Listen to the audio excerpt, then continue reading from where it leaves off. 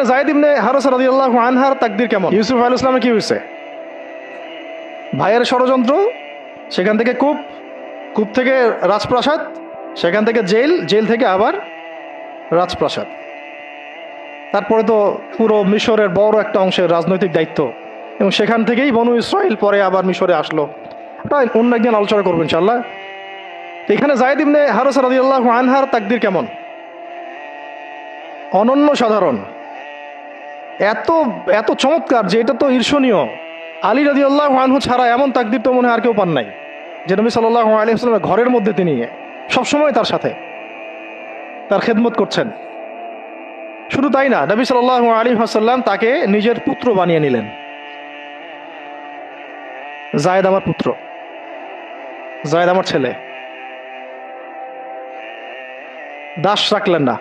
যখন তিনি Zayed bin Haritha রাদিয়াল্লাহু আনহুকে পেলেন, সবার সামনে এলান করে দিলেন যে সে আমার দাস না, ও আমার ছেলে, যায়েদ আমার ছেলে। নবী সাল্লাল্লাহু আলাইহি ওয়াসাল্লাম বলছেন যায়েদ আমার ছেলে, বলছেন যে আমি তাকে ভালোবাসি, ও আমাকে ভালোবাসে। অথবা এক জায়গায় এভাবে আসছে যে আমি তার উত্তরাধিকারী, সে আমার উত্তরাধিকারী। যায়েদ বিন হারেসা রাদিয়াল্লাহু আনহুর লকব ছিল হিব্বু রাসূলিল্লাহ, রাসূল সাল্লাল্লাহু আলাইহি ওয়াসাল্লামের প্রিয় ভাজন, প্রিয় ভাজন। আর যায়েদ বিন হারেসা রাদিয়াল্লাহু আনহুর ছেলের নাম Osama bin Zayed, Osama bin Zayed. Zayed bin Haritha রাদিয়াল্লাহু আনহুকে একবার তিনি একটা সেনাবাহিনীর কাফেলার দায়িত্ব দিয়েছিলেন। কিছু কিছু সাহাবী একটু আপত্তি করেছিলেন, বয়স কম, আরও যোগ্য সাহাবী আছে। আবার ঠিক ওসামা বিন যায়েদ রাদিয়াল্লাহু আনহুকে যখন নবী সাল্লাল্লাহু আলাইহি ওয়াসাল্লাম শেষে একদম ইন্তেকালের কয়েকদিন আগে জুরফে একটা সেনাবাহিনীর দায়িত্ব দিয়ে পাঠিয়েছিলেন, তখনও কেউ কেউ আপত্তি তুলেছিল যে ওসামার বয়স কম, 19 বছর 20 বছর বয়স, আরও বড় বড় যোগ্য সাহাবী আছে। তখন নবী সাল্লাল্লাহু আলাইহি ওয়াসাল্লাম বলেছিলেন যে ইতিপূর্বে তোমরা যায়েদের ব্যাপারেও আপত্তি তুলেছিলে, আর আজকে তোমরা ওসামার ব্যাপারেও আপত্তি তুলছো। তোমরা জেনে রাখো, তার বাবা এবং সে, মানে যায়েদ বিন হারেসা এবং ওসামা বিন যায়েদ, এই দুজনকে আমি ভালোবাসি। এই দুজন আমার প্রিয় ভাজন, এই দুজন আমার প্রিয় ভাজন। তো যায়েদ ইবনে হারেসা রাদিয়াল্লাহু আনহু এখানে বড় হতে লাগলেন। এক পর্যায়ে তো ওহী আসলো, ইসলাম কবুল করলেন। ইসলাম কবুল করার পরে, ইসলাম কবুল করার আগে একটা ঘটনা ছিল, ওইটা ভুলে গেছিলাম, দেরি হচ্ছে কি? আচ্ছা, ইসলাম কবুল করার আগে একবার তার বাবা মা তার খোঁজ পেয়েছিলেন। হজ করতে আসছেন কিছু মানুষ মক্কায়, তখন হজ উমরা ছিল বিকৃত। এসে দেখছে যে এই তো যায়েদ, তো ফিরে গিয়ে তার বাবাকে খবর দিছে, যায়েদকে দেখলাম মক্কায়। তো তার বাবা আসছেন হারেসা, ঠিক আছে, এসে চিনতে পারছেন আমার ছেলে। তো মুহাম্মদ সাল্লাল্লাহু আলাইহি ওয়াসাল্লামকে বলেছেন যে আমার ছেলেকে আমি কিছু মুক্তিপণের বিনিময়ে নিয়ে যেতে চাই। তো নবী সাল্লাল্লাহু আলাইহি ওয়াসাল্লাম বলেছেন ঠিক আছে, মুক্তিপণ লাগবে না, আমি আপনাদেরকে আরও সহজ একটা অপশন দিচ্ছি। আপনার ছেলেকে ডাকি, সে যদি আপনাদের সাথে যেতে চায় তাহলে কোনো টাকা পয়সা লাগবে না, এমনি নিয়ে যাবেন। যদি যেতে না চায় তাহলে আমার কিছু করার নেই। তখন তার বাবার সামনে তার ছেলেকে আনা হলো, বলা হলো যে ওনাদেরকে চিনতে পারো? হ্যাঁ, উনি আমার বাবা হারেসা, উনি আমার চাচা, উনি আমার মামা, এভাবে বলছেন। তো তার বাবা বলছেন যে আমার সাথে চলো বাসায়। সরাসরি বাবাকে বলে দিলেন যে আমি আপনার সাথে যেতে পারবো না, আমি মুহাম্মদ সাল্লাল্লাহু আলাইহি ওয়াসাল্লামের সাথে থাকতে চাই। তো বাবা বলছে এই কেমন কথা? নিজের বাবার সাথে যাবা না, নিজের বাবার পরিবারে যাবা না, বাবার ঘরে যাবা না, উনি তো তোমার আপন কেউ না। যায়েদ ইবনে হারেসা রাদিয়াল্লাহু আনহু বলছেন যে আমি তার মধ্যে এমন কিছু দেখেছি যে আপনারা কেউ দেখতে পারবেন না। এটা সম্পর্ক, মহব্বত, এগুলোকে সম্পর্ক বলে, মহব্বত বলে। অথচ কেউ কাউকে চিনে না, মানে কেউ কারোর সাথে কারো রক্তের সম্পর্ক নাই। আর নবী সাল্লাল্লাহু আলাইহি ওয়াসাল্লাম তাকে বললেন তখন যে যায়েদকে আমি মুক্ত করে দিয়েছি, যায়েদ আমার দাস না, যায়েদ আমার ছেলে, যায়েদ আমার ছেলে, আমি তার উত্তরাধিকারী, সে আমার উত্তরাধিকারী। আমি তাকে ভালোবাসি, তার উপাধি হয়ে গেল হিব্বু রসুলিল্লাহ, রসুলের প্রিয় ভাজন। সবাই তাকে এই নামে ডাকা শুরু করলো, রাসূলের প্রিয় ভাজন, রাসূল তাকে ভালোবাসে, রাসূল তাকে ভালোবাসে, রাসূল তাকে ভালোবাসেন। আর আমি বলছি রাসূল কে? সাল্লাল্লাহু আলাইহি সাল্লাম, যাকে আল্লাহ ভালোবাসেন। রাসূল কে? যাকে আল্লাহ ভালোবাসেন। তো এখন যখন নবুয়ত প্রাপ্ত হলেন, তখন আপনারা তো সবাই জানেন যে প্রথম 13 বছর মক্কায় কাটানো হয়েছে। এই প্রথম 13 বছরে যে কি পরিমাণ নির্যাতন সহ্য করতে হয়েছে, এটা ভাষায় প্রকাশ করার কোনো কিতাব পাওয়া যাবে না। আর এটা লিখার মতো কোনো কলম নাই, কোনো হাত নাই। ওইগুলো নিয়ে আমরা ইনশাল্লাহ পরে কথা বলবো। আজকে শুধু একটা দুইটা জায়গা বলতেছি। একটা সফর ছিল তায়েফের সফর। কিসের সফর? এই যে হুট করে শুনলেন তায়েফের সফর। তায়েফের সফরের আগে 10 বছর আছে। এই 10 বছরে এত নির্মম নির্যাতন সহ্য করতে হয়েছে, যেটা তায়েফ পর্যন্ত যেতে রাসূল সাল্লাল্লাহু আলাইহি ওয়াসাল্লামকে বাধ্য করেছে।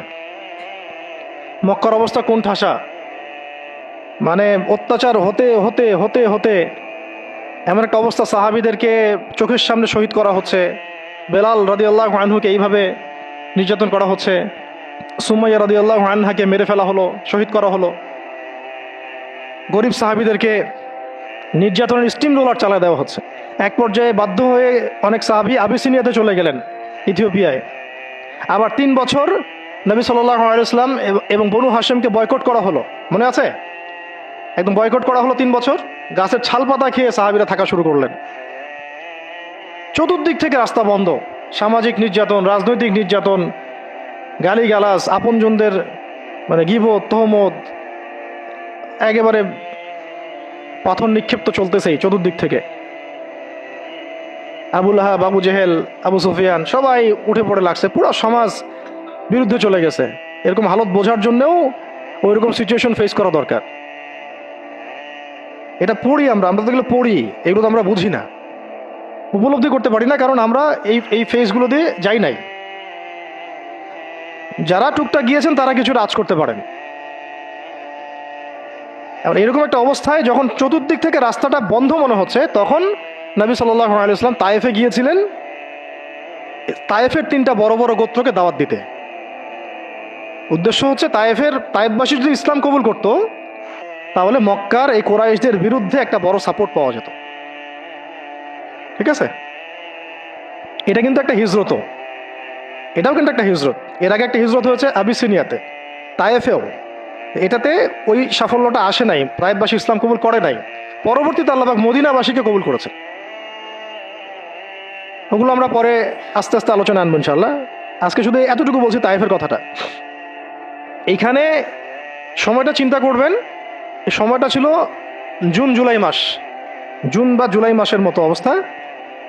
মানে কাঠ ফাটা রোদ বলতে আমরা যা বুঝি, প্রচণ্ড রোদ, প্রচণ্ড গরম, মরুভূমির উত্তপ্ত একটা অবস্থা। এই অবস্থায় মক্কা থেকে তায়েফের ডিস্টেন্স হচ্ছে প্রায় 100 কিলোমিটার, প্রায় 100 কিলোমিটার। যারা তায়েফে গিয়েছেন তারা হয়তো জানবেন, এটা পাহাড়, মাটির নিচ থেকে তায়েফ শহরটা দেখা যায়। এই যে পাহাড়ের গা বেয়ে যে উঠতে হয়, এখন তো গাড়ি আসছে, গাড়ির যুগ, এই গাড়ি দিয়ে উঠতেও এই নিচ থেকে উপর পর্যন্ত 40 কিলোমিটার, পাহাড়ের গা বেয়েই 40 কিলোমিটার রাস্তা এইভাবে সফর করে করে করে করে তায়েফের শহরের উপরে পৌঁছাতে হয়। এই কাজটা নবী সাল্লাল্লাহু আলাইহি ওয়াসাল্লাম তার সময় করেছেন পায়ে হেঁটে, তাও জুন জুলাই মাসের মতো উত্তপ্ত অবস্থায়, গরমের অবস্থায়। এবং এই সফরে নবী সাল্লাল্লাহু আলাইহি ওয়াসাল্লামের সাথে মাত্র একজন সাহাবী ছিলেন। সেই সাহাবীর নাম যায়েদ ইবনে হারেসা রাদিয়াল্লাহু আনহু, আর কেউ না, রাসূলের প্রিয় ভাজন। তাহলে বুঝতে পারছেন কত কত কাছের সম্পর্ক। আর কেউ না, কোনো সাহাবী না, যায়েদ ইবনে হারেসা রাদিয়াল্লাহু। ঠিক যেমন গারে সাওরে কেউ নাই, কোনো সাহাবী নাই। কে আছেন? আবু বকর রাদিয়াল্লাহু আনহু। আয়েশা রাদিয়াল্লাহু আনহা বলতেন মাঝে মাঝে যে যদি রাসূল সাল্লাল্লাহু আলাইহি ওয়াসাল্লাম জীবিত থাকতেন, তাহলে যায়েদ ইবনে হারেসা রাদিয়াল্লাহু আনহুকে মনে হয় তিনি তার পরবর্তী স্থলাভিষিক্ত হিসেবেই ঘোষণা করে দিয়ে যেতেন। এত ভালোবাসতেন তিনি তাকে। মনে হতো যেন যায়েদ বিন হারেসা রাদিয়াল্লাহু আনহুকে তিনি পরবর্তী স্থলাভিষিক্ত করে দিয়ে যাবেন, এত ভালোবাসতেন। যখন যায়েদ বিন হারেসা কোনো সফর থেকে ফিরত, আমি, আয়েশা রাদিয়াল্লাহু আনহা বলছেন, আমি রাসূল সাল্লাল্লাহু আলাইহি ওয়াসাল্লামকে এত মানে কি একটা বলছে গ্রিটিংস বলি না আমরা, অভিবাদন, এত ব্যস্ত হয়ে অস্থির হয়ে আলিঙ্গন করতে দেখি নাই যেমনটা যায়েদ বিন হারেসার ক্ষেত্রে তিনি করতেন। বহু সফরে তিনি তাকে পাঠিয়েছেন, সারিয়া অভিযানে। সারিয়া মানে যে সফরগুলোতে আমাদের নবীজি নিজে যান নাই কিন্তু সাহাবীদেরকে পাঠিয়েছেন, কোনো সামরিক অভিযান, এটাকে বলা হয় সারিয়া। আর গাজওয়া হচ্ছে এমন যুদ্ধ যেখানে নবীজি নিজে গিয়েছেন, অ্যাজ এ কমান্ডার উপস্থিত ছিলেন। তো একবার একটা সফর থেকে যায়েদ ইবনে হারেসা রাদিয়াল্লাহু আনহু এসেছেন। আয়েশা রাদিয়াল্লাহু আনহা বলছেন তার গায়ে, আমাদের নবীজির গায়ে তার সতরটা কোনো রকম ঢাকা ছিল, উপরে পোশাক নাই, মানে গায়ের উপরের পোশাকটা তিনি পরেনই নাই। এই অবস্থাতে তিনি আয়েশা রাদিয়াল্লাহু আনহার ঘরে ছিলেন। ওইখানে এসে যায়েদ ইবনে হারেসা রাদিয়াল্লাহু আনহু নক করেছেন দরজায়।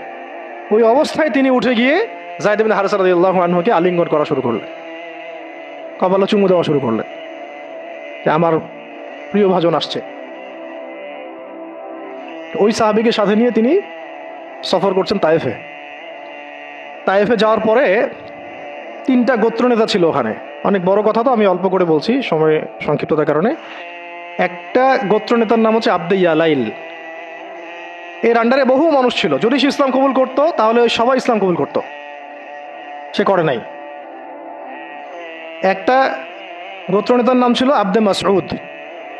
তার আন্ডারে বহু মানুষ ছিল এবং ধনী ধনী বড় বড় ধনী ব্যবসায়ী, রাজনীতিবিদ, সে ইসলাম কবুল করে নাই। আরেকটা লোক ছিল, তার নাম হাবিব বিন আমর, এই 3 নাম্বার গোত্রনেতা। তো সেও ইসলাম কবুল করে নাই। ইসলাম কবুল না করার কারণে এই 3টা গোত্রনেতার কাছ থেকে, আপনারা কি মনে করেছেন একদিন দাওয়াত দেওয়া হয়েছে? প্রায় 1 মাস নবী সাল্লাল্লাহু আলাইহি ওয়াসাল্লাম এই তাইফের এই ময়দানে ছিলেন, দাওয়াতের ময়দানে। কোনো কিতাবে আসছে 10 দিন, কোনো কিতাবে আসছে 15 দিন, 17 দিন, কিন্তু অ্যাপ্রক্সিমেটলি 1 মাস, এটা বিভিন্ন সিরাতের কিতাবে আসছে। এই 1টা মাস তাইফে থাকা, খাওয়া দাওয়া তো আল্লাহ ভালো জানেন কি হয়েছে। তার সাথে একজন মাত্র সাহাবী, দরজায় দরজায় দাওয়াত দেয়া, এবং সবাই দাওয়াত রিফিউজ করলো। বড় বড় 3টা গোত্রনেতাও রিফিউজ করে দিল। শুধু যে রিফিউজ করলো তা না, বরং এমন টিটকারি শুরু করলো, এমন ব্যঙ্গাত্মক আচরণ শুরু করলো, শেষ পর্যন্ত ওই এলাকার যত ছোকরা ছিল, যুবক, তরুণ, কিশোরী বেশি আসছে বর্ণনায়, এদেরকে লেলিয়ে দেওয়া হলো, সবার হাতে পাথর উঠিয়ে দেওয়া হলো যে এই ব্যক্তি মাজনুন, নাউযুবিল্লাহি মিন যালিক। মাজনুন মানে পাগল, এই ব্যক্তি কাযযাব, এই ব্যক্তি মিথ্যাবাদী, এই ব্যক্তি সাহের, এই ব্যক্তি জাদুকর। কাকে বলা হচ্ছে? সবাই মিলে পাথর মারো তাকে, নাউযুবিল্লাহি মিন যালিক। দৃশ্যটা একটু চিন্তা করেন। 10 বছর মক্কায় দাওয়াত দেওয়ার পর চতুর্দিক থেকে কুরাইশদের নির্যাতন, নিপীড়ন, শারীরিকভাবে, মানসিকভাবে, আত্মিকভাবে, সামাজিক বয়কট, 3 বছর গাছের ছাল পাতা খেয়ে পাহাড়ের পদতলে জীবন কাটানো বনু হাশেমের। আবার আমুল হুজনও হয়ে গেছে। ওই একই বছরে কয়েকদিনের মধ্যেই চাচা আবু তালেবও ইন্তেকাল করেছেন, খাদিজা রাদিয়াল্লাহু আনহাও ইন্তেকাল করেছেন। কি অবস্থা, কি অবস্থা ওই সময় চিন্তা করে, কি কষ্টের সময়, কি রকম কষ্টের সময়। আমরা তো উপলব্ধি করতে পারবো না। আমরা তো গাজাবাসীর কষ্ট উপলব্ধি করতে পারি না, রাসূল আর সাহাবীদের কষ্ট কি উপলব্ধি করতে পারবো? এই অবস্থায় আশার আলো নিয়ে তায়েফে যাওয়া, সেখানে গিয়ে যে 1 মাস এই মেহনত করার পর এই অবস্থা, সমস্ত ছোকরাটা পাথর মারা শুরু করলো। কি পাথর মারার সেই গতি, যেখানে পাথর মারা হয়েছে ওই জায়গা আমরা দেখে আসছি আলহামদুলিল্লাহ। কি পাথর মারার গতি! এমন পাথর মারা হচ্ছিল যে রাসূল সাল্লাল্লাহু আলাইহি ওয়াসাল্লামের মানে গায়ে লেগে রক্ত বের হতে হতে সেই রক্ত দিয়ে পায়ের যে জুতাটা আছে এই জুতাটা আটকে গেছে, এইভাবে জুতা খোলা যাচ্ছে না।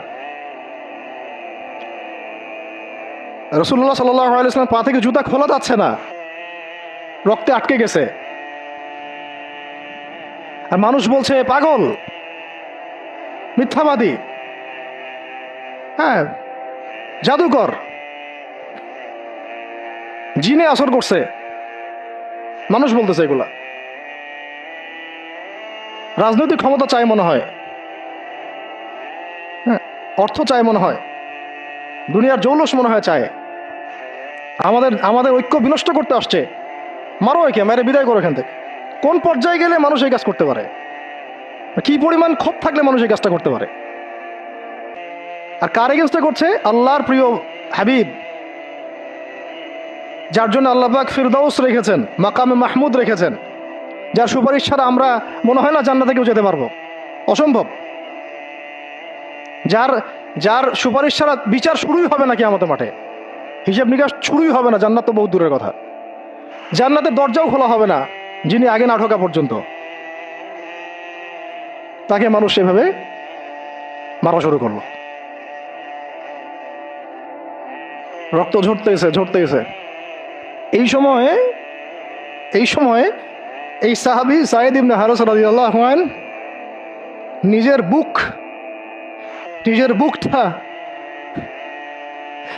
বুকটা নবী সাল্লাল্লাহু আলাইহি ওয়াসাল্লামের সামনে এইভাবে দিয়েছেন যে যতগুলো পাথর আসবে আমার গায়ে যেন লাগে, আমার নবীর গায়ে না লাগে। বুক যখন থেতলায় গেছে তখন পিঠ দিয়ে দিয়েছেন, ইয়া রাসূলুল্লাহ আপনার গায়ে একটা পাথর যেন না লাগে, আমার পিঠে লাগুক। এই সময়টা চিন্তা করেন, সাহাবীর কথা চিন্তা করেন, তাদের ত্যাগ তিতিক্ষার কথা চিন্তা করেন, ওই সময়ের সবরের কথা চিন্তা করেন। আর তায়েফবাসী নবী সাল্লাল্লাহু আলাইহি ওয়াসাল্লামের আপনজন ছিল। তায়েফের গোত্রে নবী সাল্লাল্লাহু আলাইহি ওয়াসাল্লামের দুধ পান করানো হয়েছিল, হালিমা সাঈদার গোত্র এটা। দূরের মানুষ আপনাকে যখন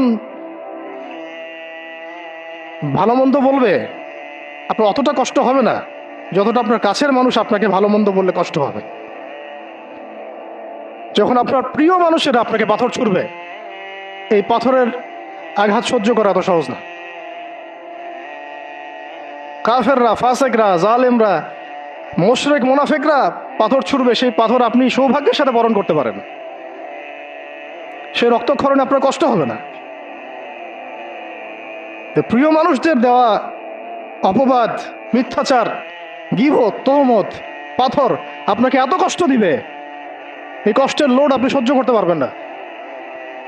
আর যদি আল্লাহ পাক আপনাকে সহ্য করার ক্ষমতা দিয়ে দেন, ইনশাআল্লাহ আপনি এমন ব্যক্তি হবেন যে ব্যক্তির হাতে আল্লাহ রাব্বুল আলামিন ইসলামের ঝান্ডা উঠাই দেবেন ইনশাআল্লাহ। এবং ইনশাআল্লাহ যাকে আল্লাহ রাব্বুল আলামিন পুরো কওমের জন্য কবুল করবেন ইনশাআল্লাহ। এবং পুরো শক্তি আপনার সামনে একদিন না একদিন পরাজয় বরণ করবেই, সময়ের ব্যাপার। যায়েদ বিন হারেসা রাদিয়াল্লাহু আনহু নিজের বুকটা এইভাবে আগলাই দিয়ে রাখছেন, আমার গায়ে লাগুক ইয়া রাসূলুল্লাহ, আপনার গায়ে না লাগে। আজকে আপনি যায়েদ ইবনে হারেসাকে পাবেন কোথায়? কিসের ইসলামী বিপ্লবের কথা বলি আমরা? জামা ইমারা এটা ওইটা, যায়েদ বিন হারেসারাই তো নাই। ওইরকম আখলাকের নেতাও যেমন আমরা পাই না, ওই রকম যায়েদ বিন হারেসাদের মতো আমরা মামুরও তো পাই না।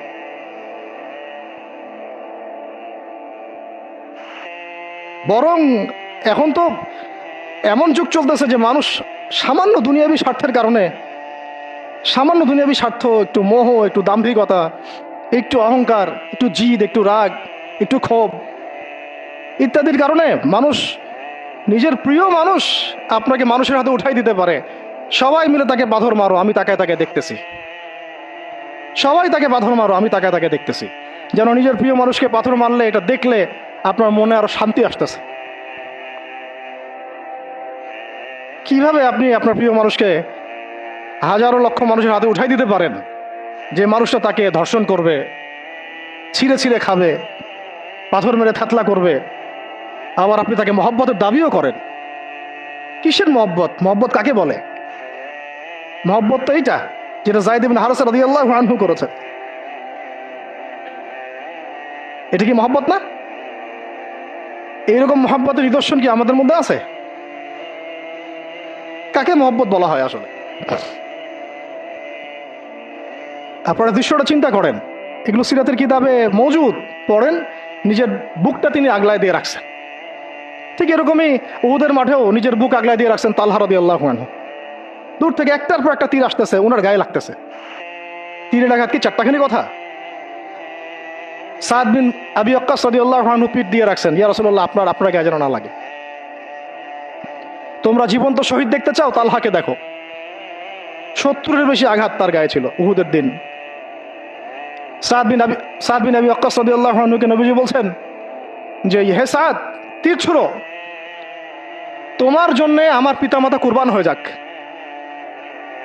কোন সাহাবীর জন্য নবীজি এমন কথা বলেন নাই যে তোমার জন্য আমার পিতামাতা কুরবান হয়ে যাক। এবং সাহাবীরা বলতেন, ইয়া রাসূলুল্লাহ, আপনার জন্য আমার পিতামাতা কুরবান হয়ে যাক।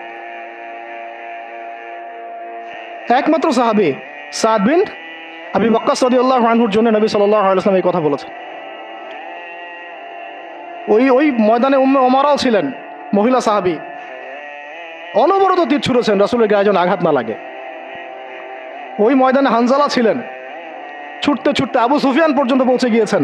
ওই অবস্থায় তার শাহাদাত হয়ে গেছে, তাকে মারতে পারেন নাই, উল্টা তার গায়ে আঘাত লেগে গেছিল। গাসাসুল মালায়েকা, শহীদ হওয়ার পরে দেখা যায় তার দেহটা মাটি থেকে উপরে উঠে আসে আর দেহ থেকে পানি ঝরতেছে। নবীজি জিজ্ঞাসা করা হলো তার এই হালত কেন? নবী সাল্লাল্লাহু আলাইহি ওয়াসাল্লাম বললেন যে গত রাত্রে স্ত্রীর সাথে ছিল, সে জিহাদের ডাক আসছে, ওই বিছানা থেকে চলে আসছে, বেচারা বিছানা থেকে এখানে চলে আসছে। হানজালা রাদিয়াল্লাহু আনহু শহীদ হয়ে গেছে, ফেরেশতারা তাকে গোসল দিচ্ছেন, এই যে পানি দেখা যাচ্ছে। ওই মাঠে সাদ বিন রবি রাদিয়াল্লাহু আনহু ছিলেন, একদম শেষ নিঃশ্বাস যাচ্ছে তার অবস্থা। আমাদের নবীজি বললেন, সাদ বিন রবিকে খুঁজে বের করো, সে আমার প্রিয় ভাজন, তাকে খুঁজে বের করো। খুঁজতে গিয়ে দেখা গেল যে তিনি এইরকম একটা হালত, 60-70টা আঘাতের চিহ্ন নিয়ে প্রায় যান যাচ্ছে অবস্থা। সাহাবী বললেন, হে সাদ, রাসূল সাল্লাল্লাহু আলাইহি ওয়াসাল্লাম তোমাকে সালাম দিয়েছে। রাসূল তোমাকে সালাম দিয়েছেন আর জিজ্ঞাসা করছেন তুমি কেমন অনুভব করতেছো এখন? সাদ বিন রবি বলছেন, রাসূলের কাছে আমার সালাম পৌঁছে দিও, আর আল্লাহর কসম আমি জান্নাতের ঘ্রাণ পাচ্ছি এখন। এটা বলতে বলতে তার শাহাদাত হয়ে যায়। আর তিনি বলতে বলতে একটা কথা শেষে বলে গিয়েছিলেন যে আমি চলে যাওয়ার পরে, তিনি আনসারদের নেতা ছিলেন, আমি চলে যাওয়ার পর তোমরা থাকা অবস্থায় যদি মুহাম্মদ সাল্লাল্লাহু আলাইহি ওয়াসাল্লামের গায়ে একটা আঁচড়ও লাগে, তোমরা আল্লাহর সামনে কোনো হুজ্জাত দিতে পারবে না। আমি চলে যাওয়ার পরে যদি মুহাম্মদ সাল্লাল্লাহু আলাইহি ওয়াসাল্লামের গায়ে একটা আঁচড়ও লাগে, তোমরা আল্লাহর সামনে কোনো হুজ্জাত দিতে পারবে না। আর আমরাও তো এখন দুনিয়াতে বেঁচে আছি, আমাদের নবী সাল্লাল্লাহু আলাইহি ওয়াসাল্লামের গায়ে কি না লাগতেছে, আমরা কি বা করতে পারতেছি। কত সাহাবী। একটা কথা বলতে ভুলে গেছিলাম, যায়েদ বিন হারেসা রাদিয়াল্লাহু আনহু, ইসলামের পরে যে ভাই সম্পর্ক করে দেওয়া হয়েছিল, দিনী ভাই, যায়েদ বিন হারেসা রাদিয়াল্লাহু আনহু দিনী ভাই ছিলেন হামজা রাদিয়াল্লাহু আনহু, সাইয়্যিদুশ শুহাদা। তার হালত আমরা দেখেছি উহুদের মাঠে। এমন সিংহ যার সামনে কেউ লড়াই করতে পারে না। আর আল্লাহর যে সিংহদের সামনে কাফেররা পেরে ওঠে না, পিছন থেকে আঘাত করে, তাকেও পিছন থেকে আঘাত করা হয়েছে। বর্ষা বের হয়ে গেছে নাভির নিচ দিয়ে, ওই অবস্থায় মারতে আসছিলেন তিনি। ওয়াহশী তাকে শহীদ করেছিল। নবী সাল্লাল্লাহু আলাইহি ওয়াসাল্লাম তার লাশ দেখে অঝোর নয়নে কেঁদেছেন, কারণ তার বুকটা চিরে ফেলছিল কাফেররা, চিরে কলিজা বের করার চেষ্টা করছিল, পারে নাই। কলিজা বের করে চিবাই খাওয়ার চেষ্টা করছিল। তাহলে কাফেরদের ক্ষোভ চিন্তা করেন, কাফেররা আমাদের ব্যাপারে কি পরিমাণ ক্ষোভ লালন করে, তারা আমাদের ব্যাপারে কি পরিমাণ ক্ষোভ লালন করে ভিতরে এটা আমরা জানিও না, বুঝিও না। আমরা ওদের সাথে বন্ধুত্ব করতে চাই, ওদেরকে আমাদের নিজেদের আপন মনে করি। ওদের হাতে আমরা আমাদের দিনী ভাইদেরকে উঠাই দিই, বোনদেরকে উঠাই দেই, আপনজনদেরকে উঠাই দেই।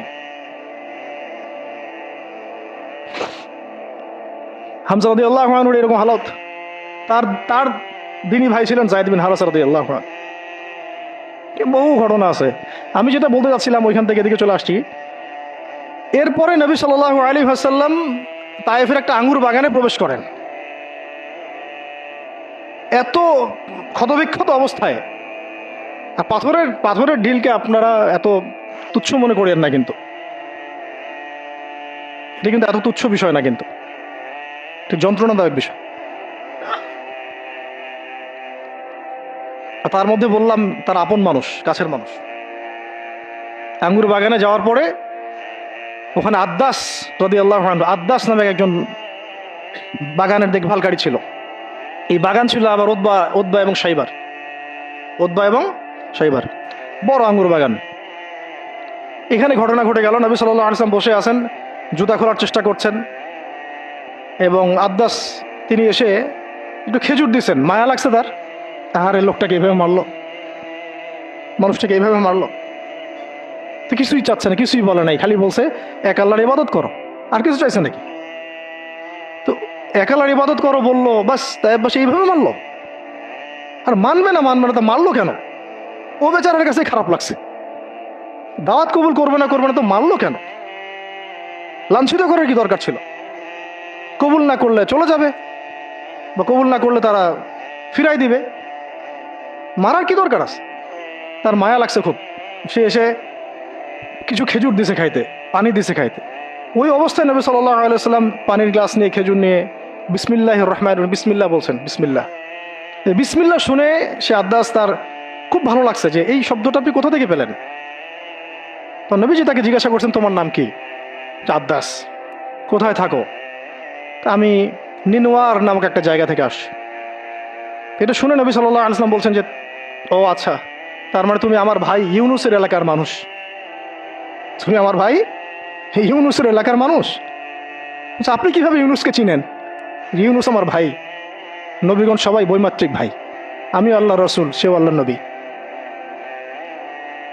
তখন তিনি ইসলাম কবুল করেন। আদ্দাস রাদিয়াল্লাহু, তার নামে ওখানে এখনো মসজিদ আছে। হ্যাঁ, ওখানে আপনারা গিয়ে দেখবেন মসজিদ আছে। এই জায়গায় যায়েদ বিন হারেসা রাদিয়াল্লাহু আনহুর ভূমিকাটা দেখেন। এবার নবী সাল্লাল্লাহু আলাইহি ওয়াসাল্লাম ওই জায়গায় বসে দোয়া করতেছেন।